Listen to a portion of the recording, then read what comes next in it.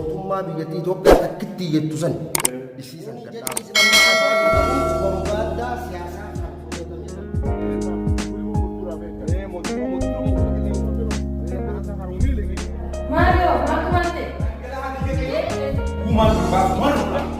Oromiyaan bilisomtutti ani fi gama kiyyaan barnoota dhaabeeti.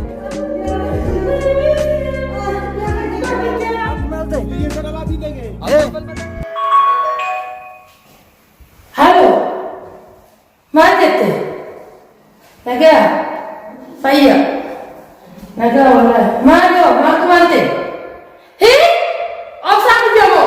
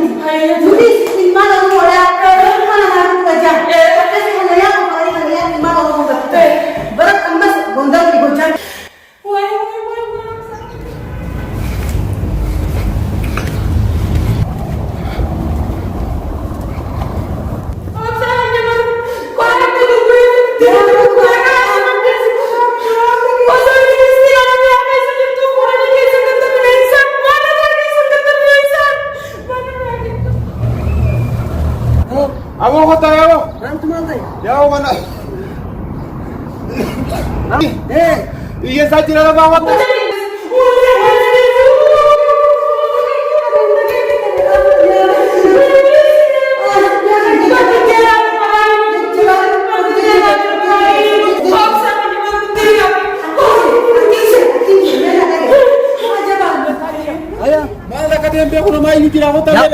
Mal tu. Iya sana lagi lagi. Apa bal juru?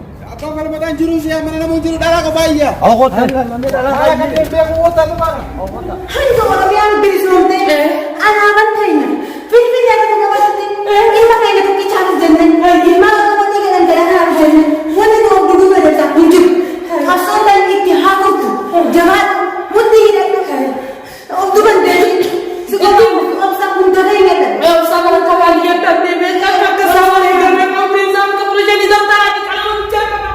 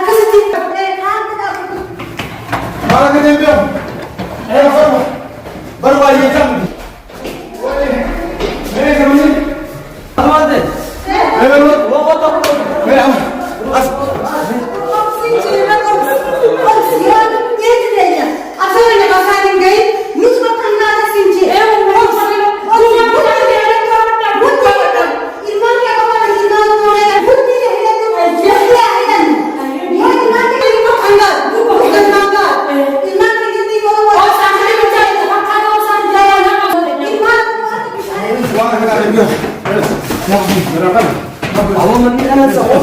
Elisa.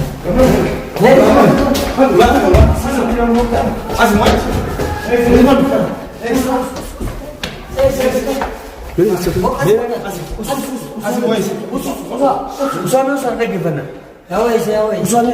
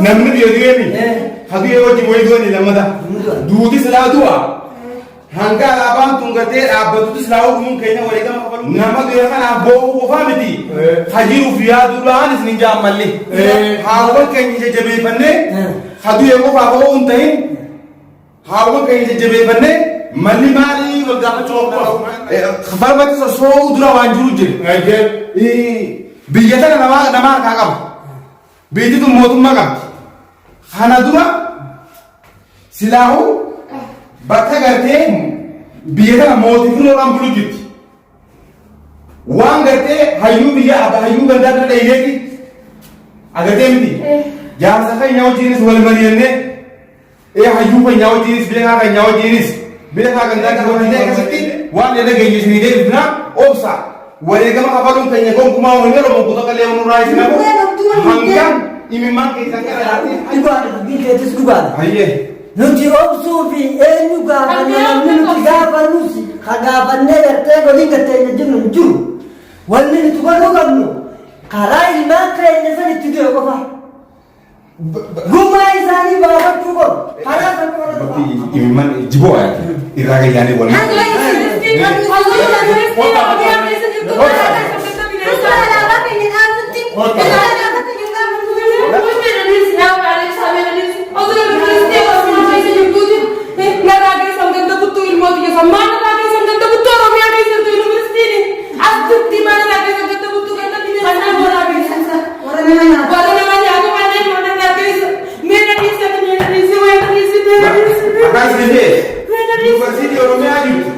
nurraa geessan ijoollee ganda buttuu duraanis amma kaan isin jedhe geeffadha hayyuu gandaatii wajjin mari'anneeti irra bobbaana waan kana jenneemi himboohin haadha dhiiraa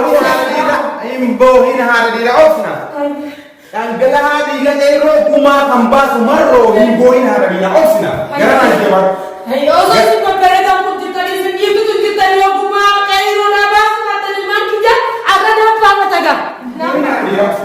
himboohin dhangala'aa dhiiga dheeroo gumaa kan baasu marroodha himboohin laafin Yo isaan kun ilmaan Oromootaan dhiiga ilmaan Oromoodhaan yo isaan yoo akka isaan baala ilmaan isaanii kana jechuudha kan illee ilmaan keenya dhiiga bakka baafachuu qabna. Jabaan hundi ilaalu ilmooyi kan waata akkasuma jechuudha sarareen boruudha anis ilmaan ilmaan jaalatala. ijoolleen tun akka dhumte duraanuu osoonii fi yuunivarsiitiin Oromiyaa keessa jirtuuti nurraa geessan ijoollee ganda buttuudha. Ganda nama nyaatu.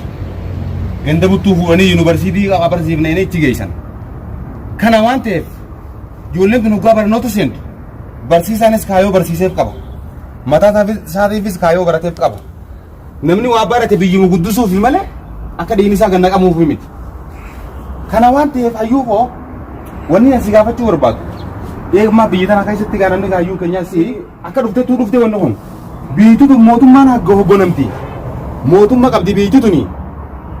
Amma deemnee dhiiga keenya gumaa keenya baafannamoo dhiiga keenya barbaaddannamoo biyya tana biyyitutun gartee mootummaa hoggonamtuun qabdi. Mootii firoo bira deemneeti dhiiga ijoollee keenyaa kana gartee namni itti gaafatama gartee lammii biyya tanaa qabu isa.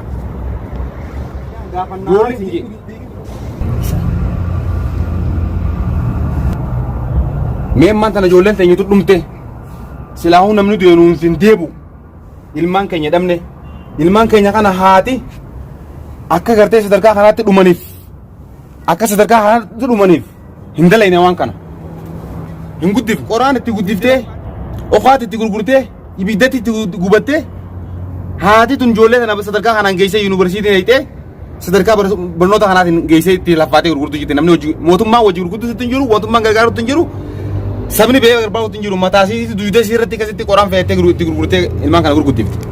Ilmaan kun dhumanii eega dur dhumne ilaa ammaan tanaa dhumuu jirra malli maalii karamsa soonaa waan si jawuu waan jaamuuf hayyuu keenya.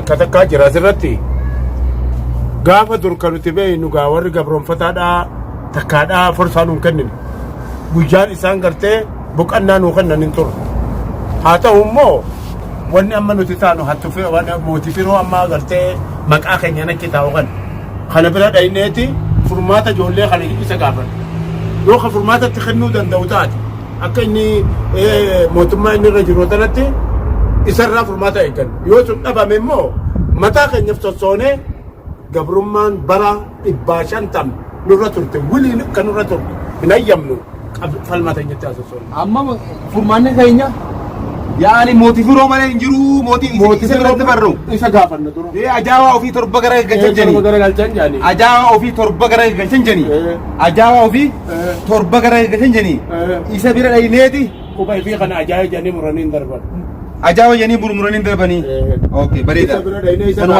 tanumaaf si gaafanna maata kennuu danda'e itti kennuu danda'e dadhabnaan inni nuu isaan maata akka Nai sama maljetan. Ya ban anak tinju. Motu firoon baanan kun durii sinuma jira. Arraa sanuma. Wanni nu baasaa falmaa takkitiisan malee ani dhagarreen ji'a kana. Waan isin jettan numa. Bareeda laa. Wanni gaa abbaan jee numa taayoo ta'e. Atiyoo maal jette? Dhageessa ani har'a mucaan har'aan tana du'e kun ijoolleen hanga har'aan tanaa dhumaa turte hundi hiriyoota kiyya warra wajjin barachaa turre. Kun immoo obboleessa kiyya kan wajjin guddanne huccuu tokko uffannee kan wajjin guddanne jechuudha. Wanti har'a isa dhaqqabe boroo anaaf ta'a waan ta'eef waaniin namaas qaradhuun qabu waaniin namaas gaafadhuun qabu mootummaa osoo qabaanne duraanuu hin duunu barataan tokko barataan baratee biyya isaa guddisuudhaaf deema mootummaan nama barataa tokko qatuu addunyaan hin barbaaddu beeka. Kun barattoonni meeqa osoo dhumatu jiru taa'ee waan laaluu jiruuf jecha ammallee furmaanni jiru hin jiru waan ta'eef teenyee du'uurra sossoonee duutu irra wayyaati falmatti osoo sossoonee irra bareedana fakkaata ammoo waan isin jettan hayyuun keenya waan dubbate hin dinnu dhaqa achis ni dhayna ni hubanna garuu wanni nu baasu mootii firoon nuti jennu kunis mootii firoodha malee achi nuu ta'a malee waa mootii gartee rakkoo oromoodhaaf furmaatatti kennaa jiru miti efa dhufeef ilaa ammatti.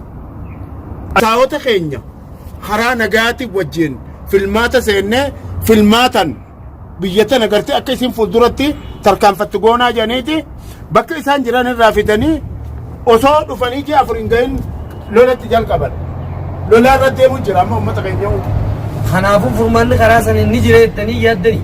Numa gaafanna afaanii dhagaa bittuu ni gaafannaafi malee furmaanni isaan fidan hin jiru. Tolee nu kaasa haa gaafata nu kaasa. Furmaanni keenya haruma. An furmaanni. Jaala gammachuudha bakka isaan nu godhan. Halas.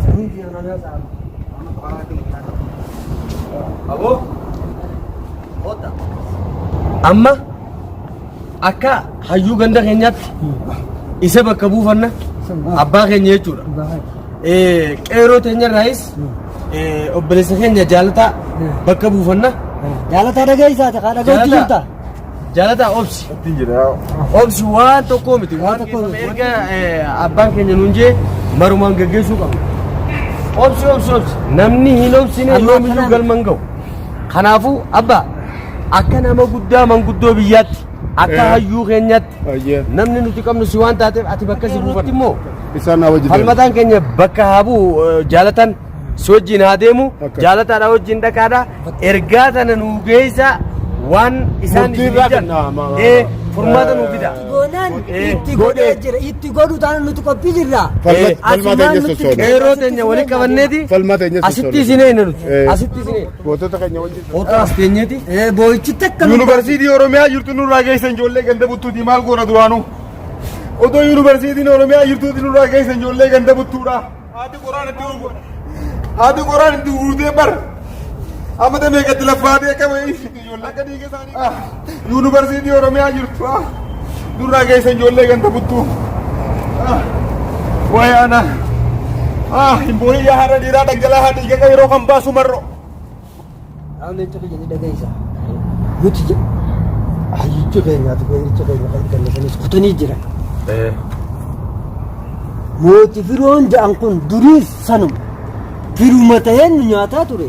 Har'aa furmaanni inni nuuf fidu kun hin jiru tokkollee. Kana beenyee jala saraarree garaa keenya hidhannee gumaa ilmaan keenyaa baasuuf of qopheessu.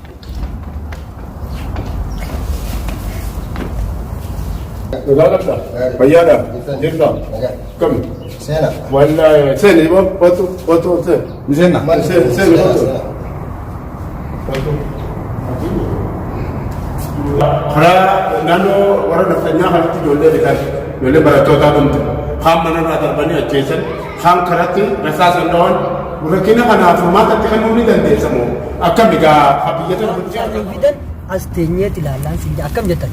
Akkam seete hubattu malee nu binii janii beekadhu xiqqoo dhaggeeffanneeti waan isaan nu fidan san dhaggeeffanneeti dhaamsa amma ergaa akka malee namni dhuguu barna.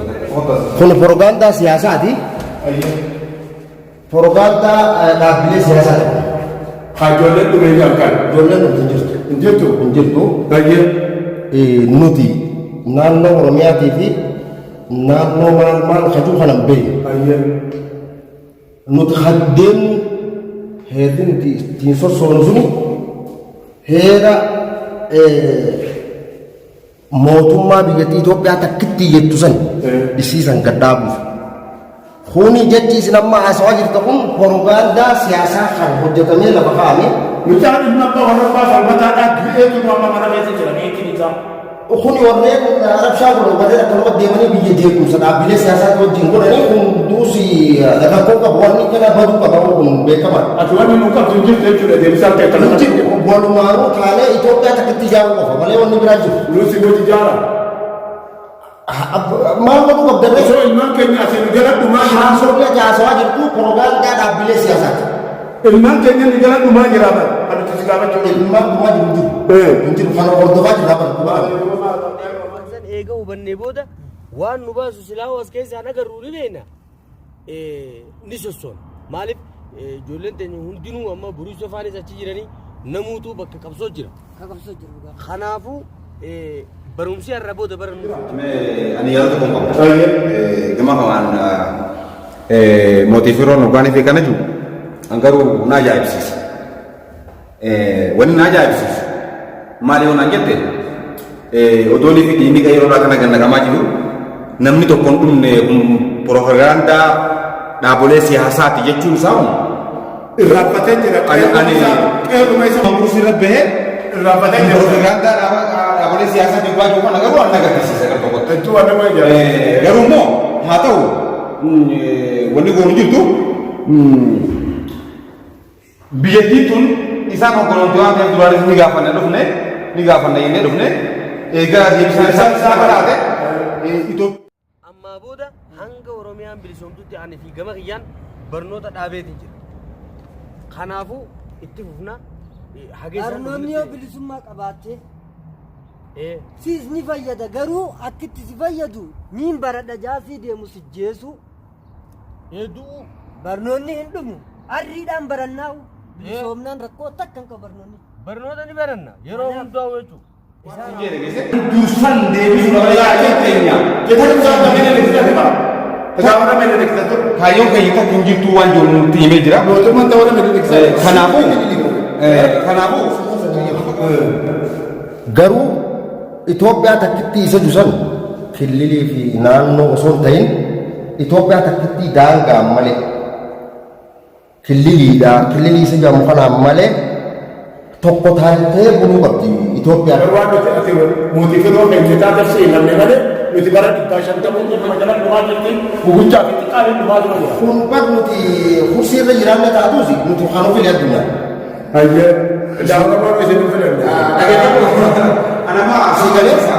Kuni wanni inni barbaachisu uummanni Oromoo uummata haaniin Ati addunyaadhaas dhufe. ani walumaa galatti kan ta'uuf lammiilee Itoophiyaa guutuu hin baqatanidha. Malee rakkina saba Oromoodhaas hin laatu jechuudha. Kuni propagaandaa dhaabbileen siyaasaa tolfatanii lafa kaa'atanii malee sabni tokko kophatti sabni dhiibame hin jiru. Isin galee Rakkina tokko haala qabu hin qabu hin jiru kana hordoffii yoo taatan taate dhageessanii wanni nan isinidhaan kun jaalatanii jibbanuu Oromoo fi hundi saba Itoophiyaa ta'e Itoophiyaa takkitti jiraachudha kana ta'uu yoo baate tarkaanfii ejjennaa gartee raamaayii fudhachuu hin dandeenye inni dhiyaanna galatooma deebisaa kan isin qabu ta'u. Aku ture waan ati mootii firoo taate muummee biroo fayyaa ta'e galatoomii muummee biroo muummee biroo taate dhufne silaa dhufu. Qopheessinee kalaas karaa keenya waanuma isaan nuun jallaallaawu. Isaanuu nayyamu barni guysa. Amma ari'a isaanumaa hidhaan hidhin jeba jarri. Yoo hidhamanis toltee yoo immoo ergaa takka fudhatanii ka gaddeebi'an taate silaa'uu sobni beektaa duraanuma hunuma jira. Mootii firoo waan jegartee qaba. Amma akkas hin jee. Qeerroo mootii firoo waan jegartee. Nin beekaayyuu hiyya nin beekaa. Duraanuu inni nuuf hin dhaabbate. Barnoottis mootummaa firoo hin dhayine malee. Namni kun Kaayyoo nuuf qaba jennee. nuuf kaayyoon qabu. Nuuf haa ta'u jennee. Hin dhayine heeruma tolfachuu nutis duraanis dhayine. Innis kanuma. Oromoo fatootu takka dhufeetu hin beeku. Dhageenya takka. Kanyee nuti kanuma. Oromoof akkas taana Oromoo akkas goonaan durattuu numa jirti mire kana soba kanaas hin dhaggeeffannu anamma waan isaan jaan qofaan dhaggeeffachuu fedha takkitti tana obsinu deeqaa shanni gaaman tana besan go deeqaa shanii takka Wulima fuulduraaf eegale. Mootii firoo mootii qallee. Haraasa haroomii leeqee sillaafee. Rabbiin galaana keessa isa haa dabarsu. Haa dabarsu ilmaan dhiigan ilmaan miila laafee. Angoon silaa hooyi inni godhan jirtu. Aloo qabnu. Fayyaadha. Dhuftanii abbaa dhuftanii nagaa jirtanii nagamaami. mee maali ergaan dhuftanii yaama Yaa mootii firoon kan waan madursan. Gobanaa daajateen adda baaftee ilaale. maaliin siin jeema Nuti ni beenyaa. Gobanaan adda baaftee ilaale. Numa beenyaa uka itti guutaa. Itoophiyaa takkitti qofan fedhaa jee wanni isin odeessitan ijoolleen nurraa dhume tun propagaandaa warra siyaasati jee. Itoophiyaa takkitti Itoophiyaa takkitti. Ni beenyaa Kana mala nama isaanii. ijoollee tuchittu ijoollee asitti wanni jettaniif propagaandaa warri siyaasaa isinitti awwaale. Saniin nan dhuftanii Bara abbaa keenya osuma Itoophiyaa beenyuti. takkitti garte. Waan Walaa Itoophiyaa Oromiyaan beeku walaa naannoo Amaaraatti fi naannoo Jinniin beeku Itoophiyaa takkitti nama sadii tarkaanfii owwitu irra nuti Itoophiyaan sun miteenya gaatana fudhatu. dhagi abba ati amma waan siin jiru mee yaada qabda jaalata dhaamsi isaan bira isa mootii firoo biraa isiniin dhufneeni akkuma abbaan dadaa isiniin jee dhaamsa addaati. Dhaamsa addaati ilaalchi inni nu qabu akka nuti gartee mootii firoodha jennee dheerisanii miti ilaalcha biraatu nu qabu. Inuma akka bifa gartee nu sodaachisu takka yaadni isaa wanni isa keessa jira. Biiroo isaatti dhayine oluu nu nayine ularra nu dubbise. Akkasitti mootummoota dabalanii wajjin garaagarummaan qabu wanna biratti ilaalchi isaa.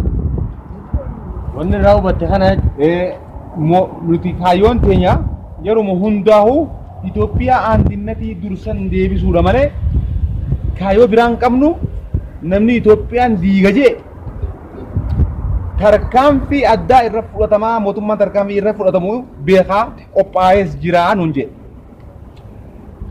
Inni lammataa qeerootu dhumaa jira naannoo Gondaritti naannolee adda addaa hunduutti barattoota yuunivarsiitii keessatti dhumaa jiru kana maaliif harkuu dhabdee maaliif gartee namni kun to'annaa mootummaa jala seera jala uumaa ooluu dhabee jenneen.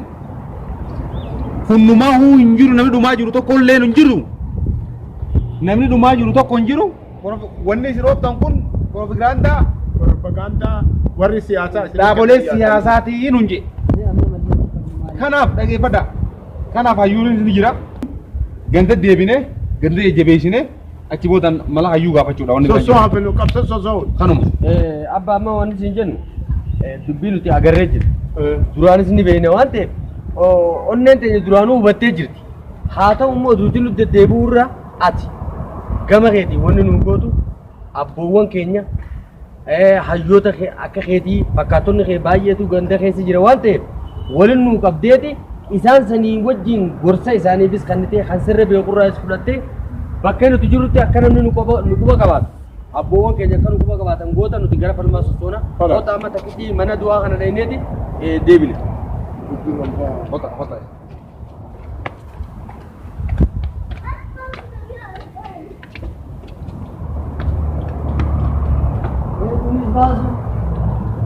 Misbah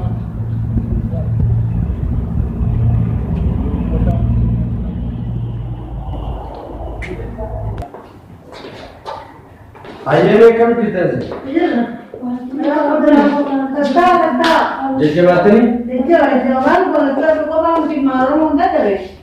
attufiro kawanne mootifiro bira dhaynadhu Mootifiro maal mootifiro? Mootifiro waan nu jedhayta joonnee barattootatu karaa naannoo Amaaraatti dhufe hojjetan kun propagaandaa siyaasaa hawaasa siyaasaa isin kennee kijibaa jirtu ijoolleen kun.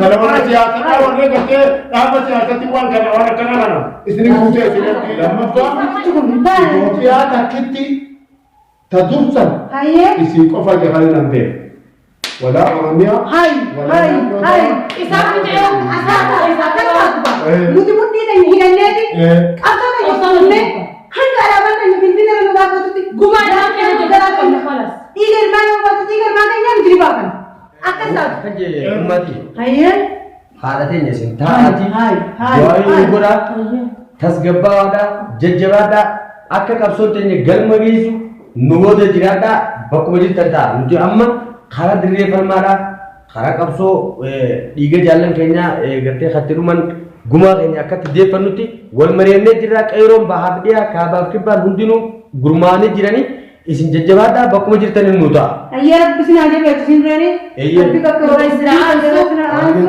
ilaa takka isin hunda rabbi isin jalatti gadi haa qabeessan isin aansu aboo qawwee miti shimala rabbi qawwee isin haa godhu. Amiin amiin. Aboo rabbi nagaa isin haa galchu nagaan deemaa nagaan. Addi bilisummaa. Rabbiin karaa qarqii isin haa godhu. Sossooha. Wanni biraa takka illee kan nu baaftu jiru. Falmaa qofaan nu baatu. Gumaa gootawwan keenya, ka qeerroo keenya, ka barattoota keenya bilisummaan kabalanna. Sossooha. Akka tiyaatan isinuu ni beektan. Isinii himnu. Abbaati eebi. Ijoollee kun hubadhu. Gumaa qeerroo keenyaa nu baasa.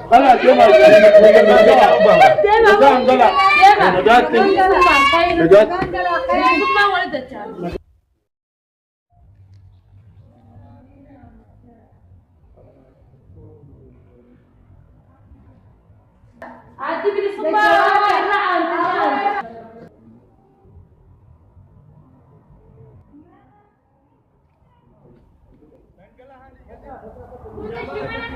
Abu dhiirtii harka duwwaa deemuun dhiirtii harka duwwaa deemuun waan deemuun